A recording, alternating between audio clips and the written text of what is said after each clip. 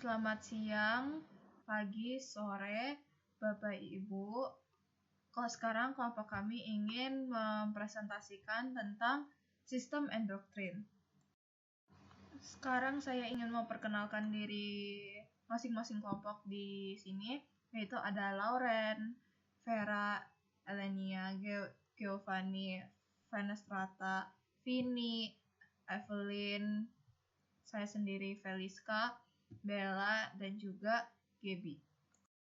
Sebagai pengantar sebelum kita masuk ke dalam bahannya lebih lanjut, apa itu sistem endokrin? Sistem endokrin itu adalah sebuah sistem yang terdiri dari banyak kelenjar yang berada di seluruh tubuh, dan dia itu berguna untuk membuat hormon untuk mengatur aktivitas struktur dari tubuh. Yang akan kami bahas di video ini adalah pertama, definisi atau pengertian dari organ endokrin, lalu fungsi dari sistem endokrin. Juga perbedaan dari sistem endokrin dan sistem saraf, karena banyak orang yang mengira bahwa sistem saraf dan sistem endokrin sama, namun kedua hal tersebut berbeda. Selanjutnya hormon, mekanisme dan juga regulasi dari sistem hormon. Dilanjutkan dengan organ-organ endokrin yang utama, dan juga hubungan dari sistem endokrin dengan organ yang lain. Lalu gangguan-gangguan pada sistem endokrin, dan yang terakhir kesimpulan dari penjelasan kami mengenai endokrin. Jadi, selanjutnya saya akan menjelaskan definisi organ endokrin. Sebelum itu, kita harus mengetahui apa itu sistem endokrin. Jadi, sistem endokrin itu merupakan sistem yang unik karena terdiri dari kelompok berbagai kelenjar atau jaringan yang tersebar di seluruh tubuh. Kelenjar tubuh memiliki fungsi baik eksokrin maupun endokrin. Namun yang akan kita bahas di sini itu terkait endokrin. Jadi, definisi organ endokrin itu organ atau kelenjar dalam tubuh yang menghasilkan dan mengeluarkan hormon ke dalam darah atau cairan tubuh lainnya untuk mengatur berbagai fungsi tubuh. Kata endokrin berasal dari dua kata, yaitu endo yang berarti dalam dan krin yang berarti sekresi atau mengeluarkan. Istilah ini menggambarkan proses di mana kelenjar melepaskan sekresinya langsung ke dalam sistem peredaran darah atau sistem limfatik yang kemudian akan diedarkan menuju jaringan target. Sekresi ini disebut hormon, yang merupakan bahan kimia yang memicu atau mengontrol aktivitas organ, sistem, atau kelenjar lain di bagian tubuh lain. Hormon juga memainkan peran penting loh dalam mengatur proses homeostasis seperti metabolisme, keseimbangan cairan dan elektrolit, proses reproduksi, siklus bangun maupun tidur. Selanjutnya, sistem endokrin pun mempunyai beberapa fungsi. Yang pertama, pertumbuhan dan perkembangan. Yang kedua, menjaga keseimbangan elektrolit, air, dan nutrisi. Yang ketiga, untuk menjaga tekanan darah. Yang keempat, mengatur siklus tidur. Yang kelima, menjaga metabolisme dan reproduksi dalam tubuh. Dan yang keenam, untuk menjaga respon tubuh terhadap stres. Seperti yang kita ketahui, sistem endokrin dan sistem saraf ini dapat bekerja sama untuk mengkoordinasikan fungsi-fungsi sel dalam tubuh. Namun di antara keduanya juga terdapat beberapa perbedaan. Itu yang pertama melalui mediator dan juga mekanisme pengiriman sinyalnya. Sistem endokrin akan melepaskan mediator, yaitu berupa hormon yang akan dihasilkan oleh kelenjar endokrin dan akan dialirkan hingga mencapai sel targetnya, yaitu melalui darah atau cairan intrasel. Sedangkan sistem saraf ini akan menanggapi suatu rangsangan dengan mengalirkan potensial aksi di sepanjang neuron hingga mencapai sel target melalui neurotransmitter. Dan selanjutnya itu adalah di durasi respon dan juga efeknya, di mana sistem endokrin ini akan bekerja dengan waktu yang lebih lama, namun akan memberikan durasi yang lebih tahan lama, di mana durasi kerja dari sistem endokrin ini lama diakibatkan adanya sistem endokrin yang harus mensintesis hormon endokrin terlebih dahulu, kemudian diangkut ke sel target, kemudian memberikan sinyal ke sel-sel tersebut. Di mana dikatakan bahwa sistem saraf ini akan bekerja dengan durasi milisecond hingga second, sedangkan sistem endokrin ini bisa bekerja dalam waktu menit, jam, hingga hari. Selanjutnya adalah tipe sel target. Sistem endokrin ini memiliki jangkauan yang lebih luas, dia akan menargetkan sel-sel di sepanjang tubuh. Sedangkan sistem saraf akan menargetkan sel-sel tertentu seperti di sel-sel otot, sel-sel kelenjar, dan juga sel-sel neuron lainnya. Selanjutnya, saya akan membahas tentang mekanisme kerja hormon. Terdapat dua jenis mekanisme kerja hormon. Yang pertama, direct gene activation. Contoh direct gene activation adalah hormon steroid yang bersifat lipid soluble molecules, yang artinya larut dalam lemak, sehingga dapat menembus membran plasma. Cara kerjanya adalah hormon steroid akan menembus membran plasma dan berikatan dengan reseptor protein di sitoplasma. Kompleks reseptor hormon ini akan menuju ke inti sel dan mengikat DNA pada area tertentu. DNA tersebut akan mengalami proses transkripsi sehingga menghasilkan mRNA.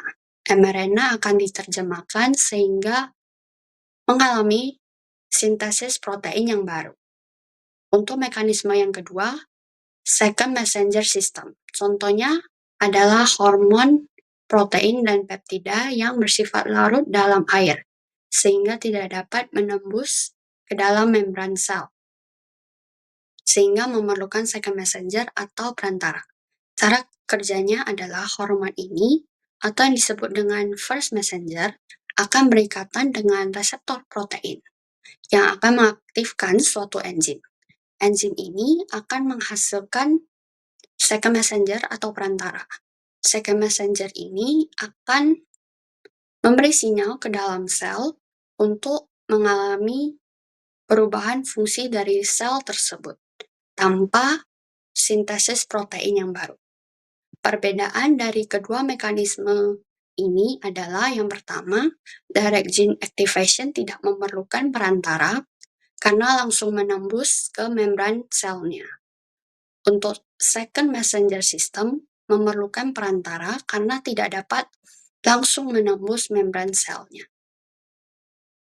Kemudian saya akan membahas regulasi sistem hormon.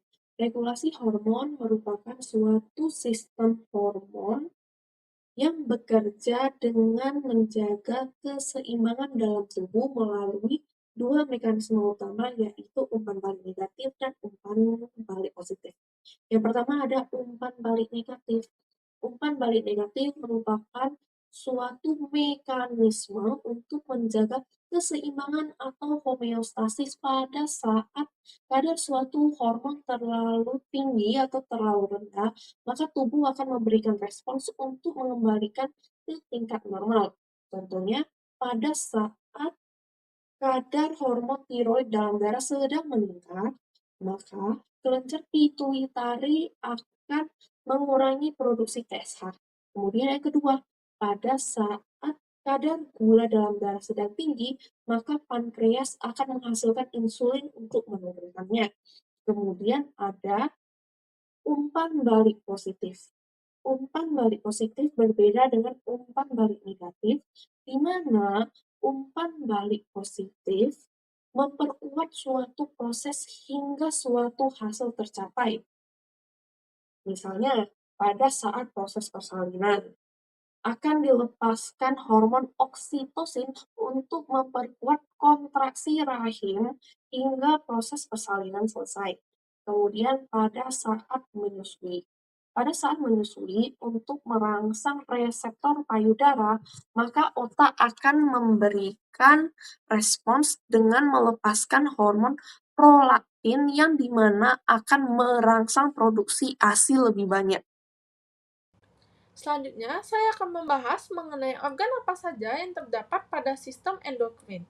Yang pertama yaitu kelenjar pituitari atau hipofisis yang berfungsi untuk menghasilkan berbagai hormon seperti hormon pertumbuhan, hormon perangsang tiroid, dan hormon antidiuretik untuk mengatur fungsi dalam tubuh manusia. Yang kedua yaitu kelenjar pineal yang digunakan untuk menghasilkan hormon melatonin yang mengatur siklus tidur dan ritme biologis dalam tubuh manusia. Yang ketiga yaitu kelenjar tiroid dan paratiroid. Kelenjar tiroid menghasilkan hormon tiroksin dan triodotironin yang mengatur metabolisme, pertumbuhan, dan perkembangan dalam tubuh.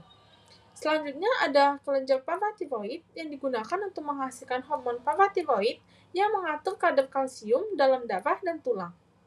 Selanjutnya yang keempat ada timus yang berperan dalam sistem kekebalan tubuh dengan memproduksi sel T yang penting untuk melawan infeksi pada masa kanak-kanak. Yang kelima ada kelenjar adrenal untuk menghasilkan hormon seperti kortisol yang mengatur metabolisme dan stres. Selanjutnya ada adrenalin untuk respons fight or flight, dan aldosteron untuk mengatur tekanan darah dan keseimbangan elektrolit dalam tubuh. Selanjutnya yang keenam ada pankreas yang memiliki fungsi untuk menghasilkan insulin dan glukagon untuk mengatur kadar gula dalam darah. Yang ketujuh ada ovarium yang menghasilkan hormon seks pada wanita, yaitu estrogen dan progesteron, yang digunakan untuk mengatur siklus menstruasi dan mendukung kehamilan pada wanita. Yang kedelapan ada testis untuk menghasilkan hormon testosteron yang mengatur perkembangan karakteristik seksual pria dan produksi sperma. Selanjutnya saya akan membahas interaksi sistem endokrin dengan sistem lainnya yang ada di dalam tubuh. Karena keterbatasan waktu, di sini saya hanya akan membahas tentang sistem muskuloskeletal, reproduksi, kardiovaskular, dan ekskresi. Yang pertama, itu adalah sistem muskuloskeletal. Hormon pertumbuhan atau GH yang dihasilkan oleh kelenjar pituitari itu akan merangsang pertumbuhan tulang dan otot, serta memainkan peran penting dalam perkembangan fisik. Yang kedua, sistem kardiovaskular. Hormon seperti adrenalin atau epinefrin dan noradrenalin atau norepinefrin yang dilepaskan oleh kelenjar adrenal itu meningkatkan detak jantung dan tekanan darah sebagai respon terhadap stres. Yang ketiga, sistem reproduksi. Hormon yang dihasilkan oleh gonad atau testis dan ovarium seperti estrogen, progesteron, dan testosteron itu mengatur fungsi reproduksi dan perkembangan karakteristik seksual sekunder. Yang keempat, sistem ekskresi. Hormon antidiuretik atau ADH yang dilepaskan oleh kelenjar pituitari posterior mengatur keseimbangan cairan dalam tubuh dengan mempengaruhi penyerapan air di ginjal. Selanjutnya, saya akan membahas gangguan pada sistem endokrin. Yang pertama ada hipotiroidisme, di mana kekurangan hormon tiroid yang mengatur metabolisme tubuh.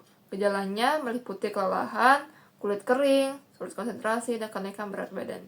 Yang kedua ada diabetes mellitus, gangguan pengaturan insulin yang menyebabkan gula darah tinggi. Gejalanya sering haus, sering buang air kecil, berat badan turun, dan mudah lelah.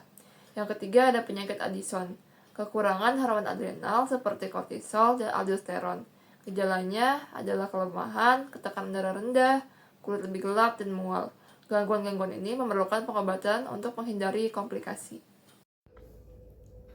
Kesimpulan yang dapat diambil dari penjelasan materi mengenai sistem endokrin adalah sistem endokrin merupakan jaringan kelenjar dan hormon yang bekerja sama untuk menjaga keseimbangan tubuh atau homeostasis. Hormon yang dihasilkan mengatur berbagai proses penting seperti pertumbuhan, metabolisme, reproduksi, dan respon terhadap stres. Sistem ini juga berinteraksi erat dengan sistem lain seperti sistem saraf dan pencernaan yang menunjukkan pentingnya koordinasi antar organ tubuh. Gangguan pada sistem endokrin seperti diabetes atau hipotiroidisme dapat memengaruhi kesehatan secara signifikan. Dengan memahami sistem endokrin, kita dapat lebih menghargai bagaimana tubuh menjaga keseimbangan dan mendukung kesehatan kita secara keseluruhan.